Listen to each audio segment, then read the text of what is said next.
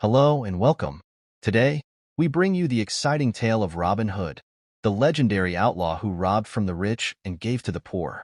Before we begin, remember that this story is not only entertaining but also a great way to improve your English.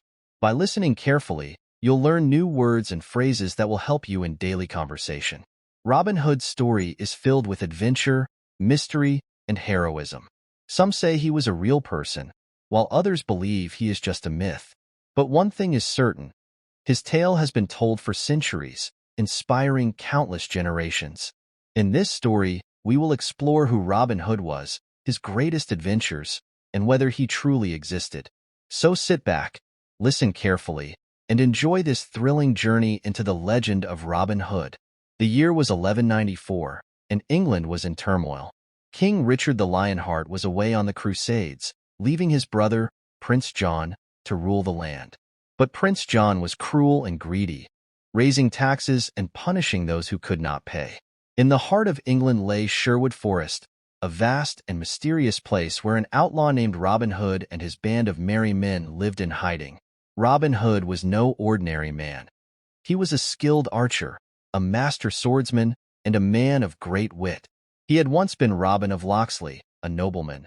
But when Prince John seized his lands and declared him an outlaw, Robin fled into the forest, vowing to fight against tyranny.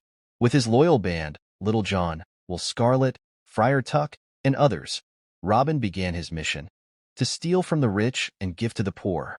He ambushed royal convoys, tricked corrupt officials, and outwitted the Sheriff of Nottingham, Prince John's most loyal enforcer. The sheriff was determined to capture Robin Hood. He increased patrols in the forest, posted rewards for Robin's capture, and set traps, but Robin and his men were always one step ahead. One day, while disguised as a beggar, Robin overheard that the sheriff was planning a great feast at Nottingham Castle. Rich lords and merchants would attend, bringing chests full of gold. It was the perfect opportunity.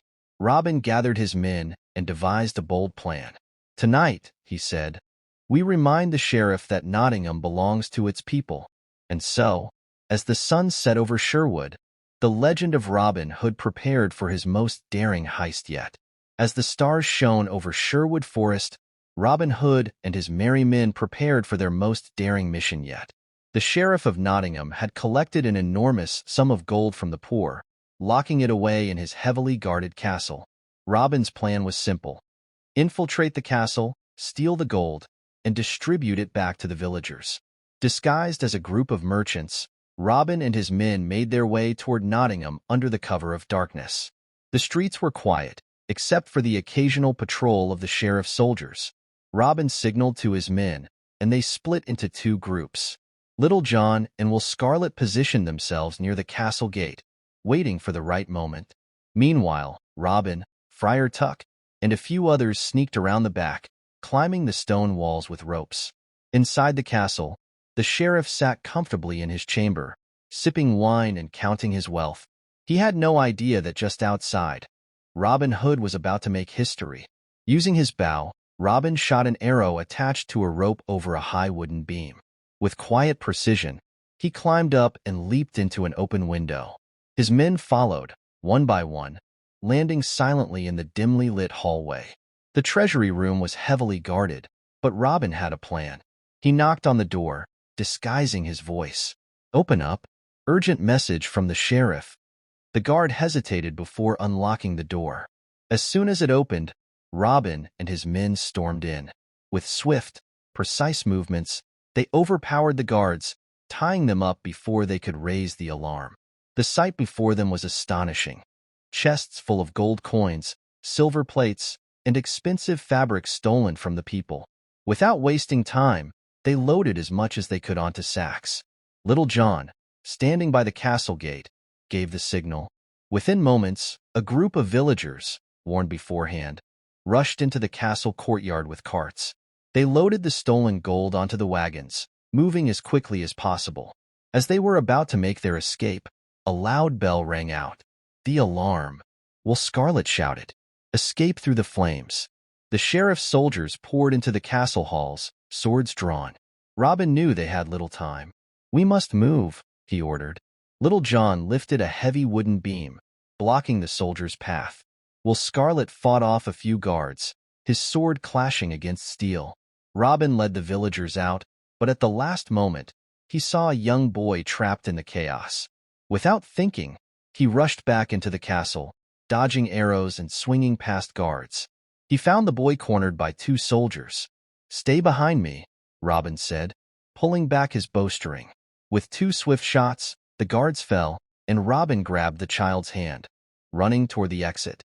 Just as they reached the gate, a flaming torch hit a barrel of oil. The courtyard erupted in flames, blocking their way. "There's no way out," a villager cried. Robin scanned the area quickly. "Follow me." He led them toward a hidden tunnel beneath the castle, one he had discovered during his years of sneaking into Nottingham. Crawling through the dark passage, they emerged outside the city walls, where the merry men waited with their horses. "We did it!" Friar Tuck cheered as they rode away into the forest, their mission a success. The sky over Nottingham was a dull shade of gray as the town square filled with people. Word had spread quickly. Robin Hood was captured, and today, he would face his execution. The sheriff had made sure the entire town would witness it. Just as the executioner reached for the lever to drop the trapdoor beneath Robin's feet, a sharp whistling sound cut through the air. An arrow struck the executioner's hand, knocking the lever away.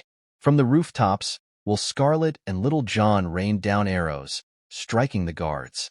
Amid the chaos, Marian rushed onto the gallows, cutting the ropes binding Robin's hands. Robin ripped the noose from his neck, grabbed a sword, and leaped into battle. Suddenly, King Richard himself arrived with his army. The sheriff and Prince John were seized. "You have my respect, Robin of Locksley," the king said. "Nottingham owes you much. The legend of Robin Hood lives on, a story of bravery, justice, and the power of standing up for what is right. Thank you for listening. Let me know in the comments what you think. See you in the next adventure.